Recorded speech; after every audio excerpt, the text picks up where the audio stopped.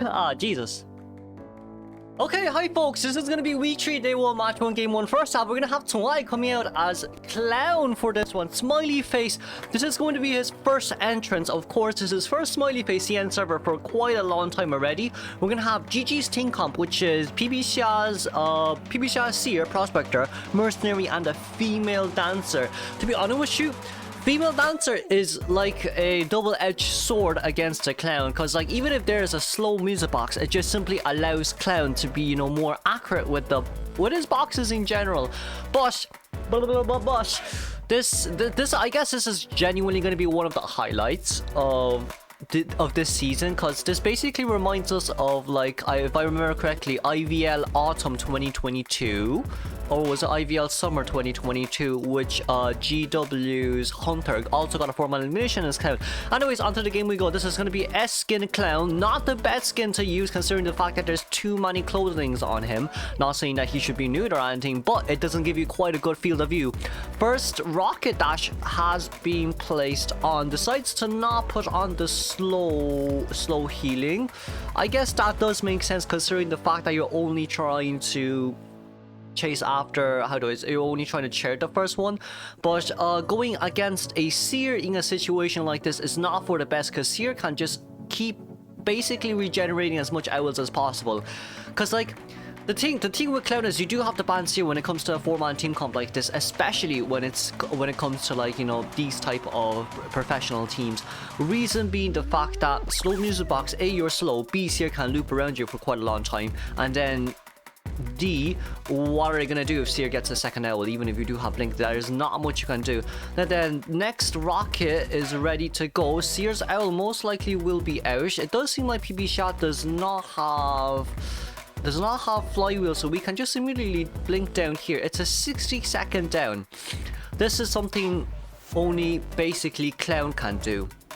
This is something only Clown can do, to be fair with you. The difference between Clown and Wheel is Wheel is counterable. Clown simply depends on the hunter himself. Right, and maybe sometimes if there's invisible walls around like certain pallets and such, when you can't go past pallets, that kind of does hurt you quite a bit as well. But for Clown, he's like one of the only hunters that can get a 60-70 second down in a professional team like this.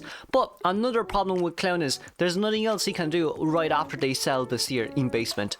They won't be rescuing the Seer, reason being the fact that A, the moment that whoever gets a rocket modification here will get 60% slow healing. B, the Seer's not going to get out of basement, so there's no point in you wasting there's no point in you wasting a Tide on a Mercenary and, you know, not looking for the second half. And then D, basically you're missing Cypher Machines.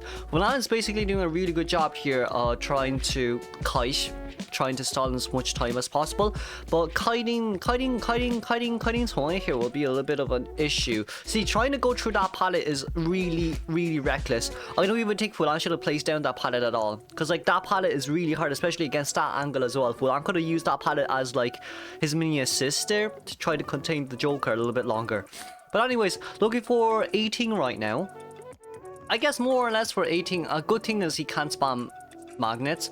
Bad thing is, as I was saying as well, tried to predict the flywheel, but instead got himself hit onto an obstacle. Tawai, it kind of does hurt here for Tawai, because like it was such a great area for, how do I say this too? It was such a great area for hunter, right, to chase after a prospector in the area like that, especially when 18 filled his magnet and when there was a 6-second cooldown as well. But seeing here, we're going to be playing a little bit of a mind game. There is going to be flywheel. He's trying to bait out the flywheel. Oh, we went through that, but that didn't register. Oh my lord, Lamo, that didn't register. I mean, like, consider the fact that this is Tawai's first Clown game in professional, against a professional team like this. I'd say around a few more games and he'll be ready and dandy to go. I won't lie, a few more games and he'll be fine to go. But anyway, still looking for still looking for the survivors right here. For Toy himself, his main priority is to go around the map and, you know, basically pick up the magnets and then waste the magnets and then, you know, look for more items on himself, so he's more items endgame. Meanwhile, he consumes as much items on the survivor side for endgame as well. That simply means Mercy, he needs to try force Mercy to use all 3 of his elbow pads. But like in a situation like this where there's still 3 survivors up on the field, Fulan is, well no, Kutao is doing a really good job. Ooh, the flywheel fail. Kutao is doing a really good job with the, how do I say, with the crouching, but going down here wouldn't matter much. Going down here really wouldn't matter much. 18 is max health. 18 can immediately just go upstairs. Yeah, 18 can just stay upstairs for this one. Even if you put the rebuild also there, it's not going to do much. Reason 1, you're wasting time. Reason 2, Fulan's already on the way to leave. And reason number 3, you're too far away. So even if Fulan's on a cipher for like 5 more seconds, it doesn't matter. Why? Because it's a mercenary with 3 elbow pads. It's directly a diagonal line across the map. For those of you who know, you know, basic maths from, you know, junior high base, it's basically junior high maths or secondary school maths as we call it in Ireland. The hypothesis theorem, lol. Anyways, moving on. Fulan crouching very nicely done. Kutad's probably at 99% heal. Meanwhile, 18 is gonna go down to heal. I mean, it is a 41% cipher machine, and then even if you do chase after a mercenary in a situation like this, crashing is inevitable most of the times. And there's a 3 elbow pads here on the Mercy side. And even if you do land right at detention, even if you do have detention, you need to use your rocket modification and you need to cancel your rocket modification. That's gonna hurt you the most. 18 will be forced to make his way towards this area as soon as possible, just so he can get ready to rescue the Merc. But like, chasing after Merc endgame isn't the best for you, especially with the fact that you need to cancel more on that rocket modification for detention for you to be able to use detention. Meanwhile, Mercy still has 3 elbow pads. So changing targets towards 18 probably would be for the best. But it also probably wouldn't be for the best. Because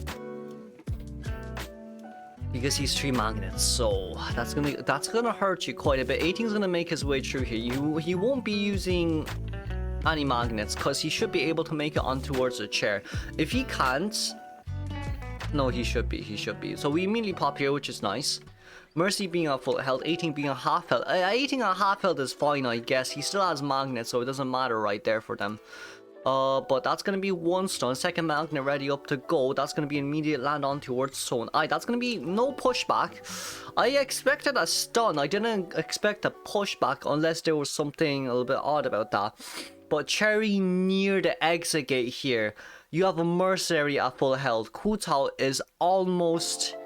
Oh, it's open. Oh, it's okay. It's open. Fulan is crouching. Fulan is crouching out. No, don't chair here. Don't chair here. No. Fulan, nah, Mercy. This is why I said there's no point in rescuing here. Toai. This is not good. Elbow. My friend. My friend. My friend. Fulan, come. 18, no, 18 can throw him. No, okay, never mind, GG's. Yeah, throw a magnet, push him out. GG's. Let's congratulate 3-man escape for what? GG, moving on. No, let's see Siam. Well, to be fair, Siam coming out with Night Watch isn't surprising anymore, to be fair with you. But we're going to be seeing Chasing Against Psychologist. It's really good. It actually, be the god, is really good. Psycho against Night Watch is really good. It's beneficial for Night Watch because Night Watch all he needs to do is 1 Tempest and Psycho can't do anything, which is why like I kind of like playing. It's like the equivalent of Geisha against a Toy Merchant. Counters is so hard, but instead it's Night Watch and Psychologist. Right? If you want to tie, and there's a Psycho on the team, play Night Watch. It doesn't matter what map you're on, just play Night Watch. Just play Night Watch. It seems like we're gonna have our first catapult here. Guagua getting the first hit quite early as well, but being able to pull away is really nice. Doesn't matter, no it doesn't, because all it takes is 1 Tempest, and then your Presence 1 has already been open, so that's gonna be immediate dash, and Guagua it seems like we put a lot of distance, but then like the moment I saw him vault over that window, Guagua was standing there, waiting to see where the hunter was coming from, which is very unfortunate, but it's something that you have to do. It's something that you have to do because you don't want to get re-looped. But anyway, second hit will register right here. It's currently 60 seconds into the game. I think this will be... Oh yeah, it's gone. It's basically a 70-second ending, which shouldn't really happen. Actually, what? Sorry. Sorry, rephrase, my bad. 70-second containment for psychologists, to be fair, is decent. It's like average. It's average. But not forcing the blink out hurts the most is what I think. Because comparing psychologists to every other survivor who has items, you can use one item for one Tempest, right? Which is why they can contain longer compared to a psychologist, but Psycho only can tank 3 hits. Right, in situations like these, probably Lucky Guy is better than Psychologist when running against a Night Watch, but like Psycho is just, genuinely speaking, a better pick overall. Genuinely. We're gonna get Typhoon out here. We're 1 hit away from max presence, so if the survivor really wants to rescue here, they won't be able to get a 3-man escape. It'll more or less be a tie, because it's only Mercenary that won't wish a tie turner. And then we also have the Toy Merchant. I mean, Toy Merchant with Elbow Pad, understandable, have a good day. But Mercy coming in with a no damage rescue is nice. But Sam can go for Mercy. Sam can actually go for Mercy right there. Nostalgic on Psychologist, and then Psycho. In a nutshell, break that pallet and she dead. In a nutshell, break that pallet and she dead. Just Typhoon here and you'll be fine. Or Tempest, and anything works. Psycho dead. And it's well, I mean, whether we give a Terror Shock here or not, it doesn't really matter because it's a max presence anyways. After that Mercy hit, it's gonna be a tie game. Sam's main job here is a tie game, so GG, well played. But overall, it's not too bad. Overall, it's not too bad for Wolves. At least they're not getting a 3-man elimination with 2 newbies on the team. To be fair, 2 rookies. Rookies sound better. Heals to Mercy with no tie, so there's definitely no way that you can it can be similar to last game anymore. 487 with the anti-query. We're going to get a Typhoon right here. Let's see, Jelly places down a catapult, but that catapult, it probably will break the catapult. Yeah, it's better to break the catapult and then do your double dashes. That's number 1. And that's number 2. Would you say Toy Merchant? Would you say like Night Watch counters Toy Merchant? No, not early game. Not early game. Early game, not really. Late game, yes. But not early game though. Because like the argument we made earlier was that Night Watch versus Psycho early game great, and then Geisha versus Toy Merchant early game great, right? But when it comes to mid to end game, it's a whole completely different story. It is. But anyways, we get a hit right here. Oh, Jelly getting that immediate hit. GG's. But it's still a tie game here for some survivors here if they really want to get a 3-man escape, let's say. First thing is Toy Merchant needs to make distance. Second thing is 487 needs to be able to disarm for 20 seconds while they're opening the exit gates. Or they can somehow try get dungeon. That's the only 2 plausible ways that I can think anyways. But it seems like we're gonna have 487 coming into well, the Cypher machine should be primed, but 487, yeah, he'll have to make his way in without being seen by the hunter, of course, which is another issue.